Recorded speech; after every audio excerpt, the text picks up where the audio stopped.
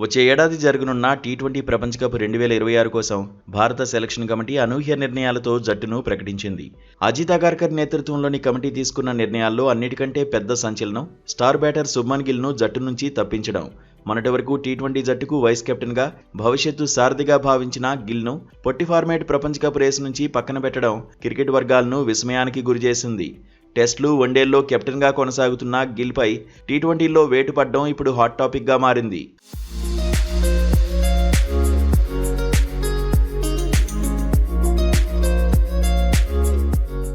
జట్టు ఎంపిక వెలువడిన కొద్దిసేపటికే team India head coach Gautam Gambhir Mumbai నుండి ఢిల్లీ విమానాశ్రయానికి చేరుకున్నారు.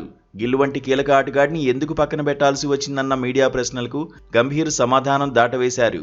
మీడియా ప్రతినిధులు చుట్టుముట్టిన ఏ ఒక్క ప్రశ్నకు స్పందించకుండా చాలా గంభీరంగా, మౌనంగా తన కారు ఎక్కి వెళ్లిపోయారు.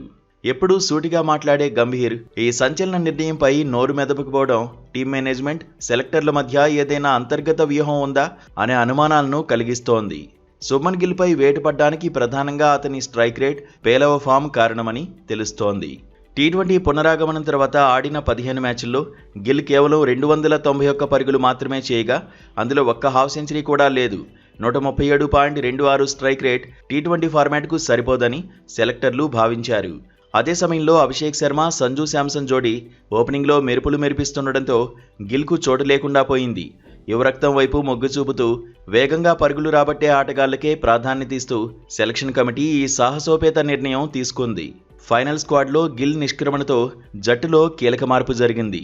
సూర్యకుమార్ యాదవ్ సారథ్యంలోని ఈ జట్టుకు ఆల్రౌండర్ అక్షర్ పటేల్ కొత్త వైస్ కెప్టెన్గా ఎంపికయ్యారు.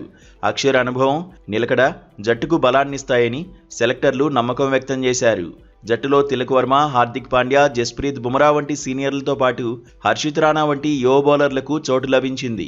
2026 ప్రపంచ కప్లో అభిషేక్ శర్మ, సంజు శాంసన్ ఓపెనర్లుగా బరిలోకి దిగడం దాదాపు ఖాయమైంది. ఈ కొత్త భారత్ ప్రపంచ వేదికపై ఎలా రాణిస్తుందో వేచి చూడాలి.